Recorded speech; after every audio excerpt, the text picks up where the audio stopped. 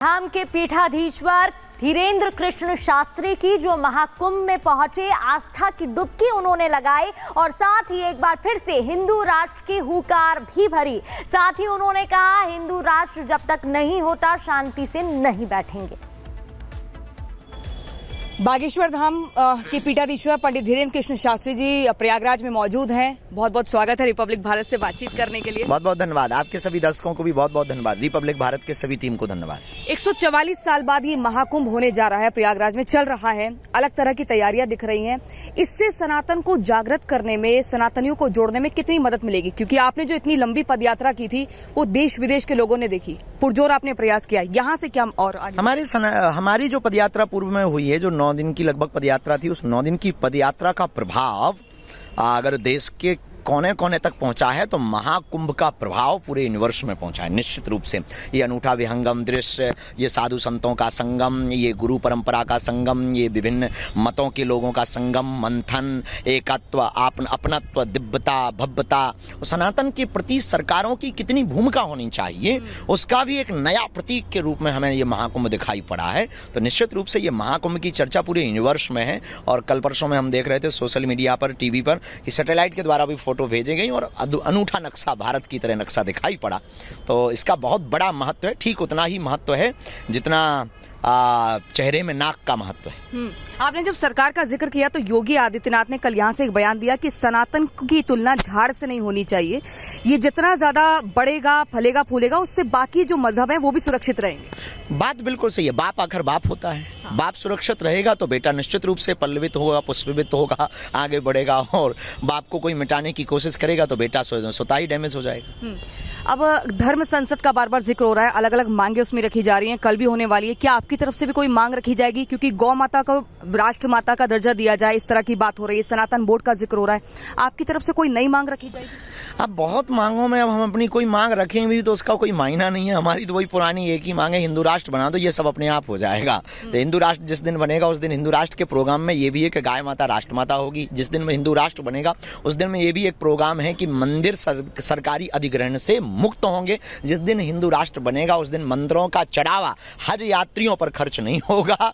1 लाख करोड़ सरकार के हाथ में नहीं जाएगा, वो 1 लाख करोड़ रुपया मंदिरों का दीनहीन, गौशाला और जो है अस्पतालों में और दीनहीन लोगों में खर्च किया जाएगा। तो हमें लगता है हिंदू राष्ट्र बहुत ज़्यादा जरूरी है, अति से ज़्यादा जरूरी है। और हम भी यही कहेंगे कि हम भी कुंभ में आए हैं, डुबकी लगा रहे हैं, तो हमको भी वही दक्षिणा देनी चाहिए। दक्षिणा के रूप में हिंदू राष्ट्र दे देना चाहिए। महाराज, जब आपने हज का जिक्र किया है तो कांग्रेस नेता हुसैन दलवाई ने एक बयान दिया। उन्होंने कहा कि ये कुंभ में स्नान करने से कुछ नहीं होगा, इसमें बीमारियां फैलेगी, बीमार व्यक्ति स्नान करेगा, सुरक्षित व्यक्ति को बीमार करेगा। हज की व्यवस्था ठीक होती है, वहां जाना चाहिए। हम उनको यही कहेंगे कि थोड़ा कायदे में रहें, इस प्रकार के बयान देने से आप बचें। वरना हम यूं भी कह सकते हैं कि बकरीद में भी बहुत ज़्यादा बीमारियां फैलती हैं और रोड खराब हो जाते हैं। और इन चीज़ों से बचें, वरना हम भी टीका टिप्पणी करने में माहिर हैं और हम ऐसे ही करेंगे कि तुम्हें नानी याद आ जाएगी। आप यहाँ पर आए हैं, ये कहा गया था कि एक कथा की जाएगी, सनातन बोर्ड को लेकर मांग की जाएगी, धर्म संसद किया जाएगा, क्या कुछ और उद्देश्य रहेगा यहाँ? 27, 28, 29 तारीख को हम जहाँ बैठे हैं, अभी ये परम पूज्य श्री परमार्थ निकेतन वाले परम पूज्य अनंत श्री विभूषित पूज्य श्री चिदानंद मुनि जी महाराज जी की छत्र छाया में यहाँ 3 दिन तक हनुमान कथा का 27, 28 और 29 तक ये करेल घाट के पास में है। और यहाँ परमार्थ निकेतन वाले पूज्य महाराज जी की सानिध्यता में कथा होगी और 29 तारीख तक ये कथा विराम होगी। पर 30 तारीख को यहाँ विशाल संत सम्मेलन है और जिसमें हिंदू राष्ट्र के लिए हम बात नहीं करेंगे, करना क्या है वो बनेगा कैसे, इस पर चर्चा करें। अच्छा, ये भी बताइए महाराज जी, हम देख रहे हैं कि जब से महाकुंभ की शुरुआत हुई है, कोई IITian बाबा है, उनका एक अलग रूप दिख रहा है, वो वायरल हो रहे हैं, अलग अलग तरीके से वो धारणा रख रहे हैं। हर्षा रिछारिया जैसे कोई लोग वायरल हो रहे हैं, ममता कुलकर्णी जो है बॉलीवुड एक्ट्रेस थी, अब वो महामंडलेश्वर बन गई है। इसको लेकर एक पक्ष ऐसा भी, धड़ा ऐसा भी है जो विरोध कर रहा है। आपका क्या कहना है? क्या इसके माध्यम से सनातन की जो ताकत है वो मजबूत होगी या कहीं ना कहीं बिखराव? नहीं, संत बनना अलग है और हो जाना बहुत अलग है। संत बनना बहुत सरल है कि आप भी एक काम करो जैसे उन्होंने किया है, तो आप भी एक काम करो, बढ़िया भगवा रंग के कपड़े पहन लो, एक रुद्राक्ष की माला पहन लो, हो गए आप भी महामंडली। ये बनना है। हो जाना अलग है।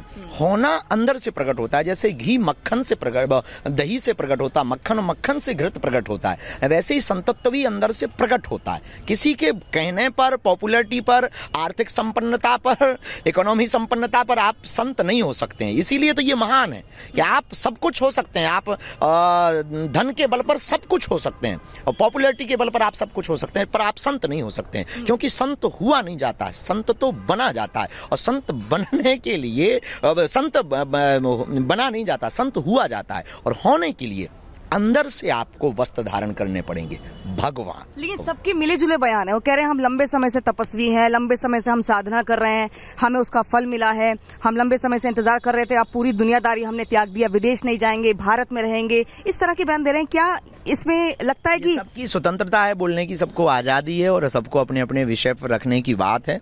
हम यूं नहीं कह सकते कि उन्होंने क्या किया क्या नहीं किया है, पर ये निर्णय हमारे उनके गुरु करेंगे, ना कि हम करेंगे कि उन्होंने तब किया है कि नहीं किया है। उनके ऊपर बैठे हुए आचार्य श्रेष्ठ करेंगे कि उन्होंने जब किया है या नहीं किया है। तो ये गुरु के ऊपर बहुत मायने रखता है। जैसे हमारे गुरुजी ने हमारे सिर पर हाथ रखा, जगत गुरुजी ने, तो बहुत विचार करके ही रखा होगा, ऐसे तो हाथ रखा नहीं होगा, कुछ देखा होगा कि हाँ ये साधारण सी एक सनातन की सिपाही लायक पात्र है, तो उन्होंने रख दिया हाथ। तो ये हमारे गुरु के ऊपर है कि हम क्या हो सकते हैं। हमें नहीं अपना दिखाई पड़ता है और आके हम क्या हैं, हमारे सदगुरु को दिखाई पड़ता है कि हम क्या हैं। आपके हिसाब से ये सनातन की परिभाषा क्या है, महाकुंभ की परिभाषा क्या है, और आगे मौनी अमावस्या भी आ रही है जिसमें आप भी स्नान करेंगे और करोड़ों लोग आएंगे, इन सब चीजों को अगर देखें तो ये भी एक त्रिवेणी हो जाता है। इन सब की क्या परिभाषा, कैसे परिभाषित किया जाए? सनातन की परिभाषा सीधी सी सरल सी है, किसी के हृदय को ठेस ना पहुंचा करके सबको गले लगाना, पूरे विश्व को अपना परिवार मानना, वसुदेव कुटुंबकम की परिचर्चा पर जीवंत रहना सनातन धर्म है। सनातन का मतलब जो आदि से है, मध्य में है और अंत तक रहेगा। सनातन का मतलब जो कभी मिटा नहीं है। सनातन का मतलब जिससे ही सब प्रकट हुए हैं, वो सनातन है। और इस महाकुंभ की इस बार क्या महत्ता है? 144 साल बाद जो ये हुआ है, अलग अलग तरीके से लोग धारणा रख रहे हैं, आपके हिसाब से क्या इसको समझा जाए? एक होता अर्धकुंभ जो 6 वर्ष में आता, एक होता पूर्ण कुंभ जो 12 वर्ष में आता, लेकिन एक होता महाकुंभ जो 144 साल में आता है। और ये हम सबका सद्भाग्य के पहले हमने राम मंदिर को अपनी आंखों से देखा 500 साल बाद, और अब 144 साल बाद हम इस महाकुंभ को अपनी आंखों से देख रहे हैं। ये समस्त जितने लोग इस महाकुंभ में डुबकी लगा रहे हैं, अब तो 22वीं सदी में ऐसा महाकुंभ हम सब देख पाएंगे, पर रहेंगे तो देख पाएंगे, दूसरा जन्म होगा तो देख पाएंगे। अगर बीच में ही कुछ और बन गए तो जय बजरंग बली की। आज गणतंत्र दिवस भी है, पर आप क्या संदेश देना चाहेंगे? राष्ट्रभक्ति दिल में होनी चाहिए। राम भक्ति और राष्ट्रभक्ति दोनों जरूरी हैं और पैरेलल दोनों अपनी जिंदगी में होनी चाहिए। एक तरफ 2 अंग हैं, 2 हाथ जैसे जरूरी हैं, दायां और बायां, वैसे ही राम भक्ति और राष्ट्रभक्ति दोनों जरूरी है। अगर एक हाथ कर दिया जाए कम तो आप दिव्यांग हो जाएंगे। वैसे ही अगर केवल राष्ट्रभक्ति है और राम भक्ति नहीं है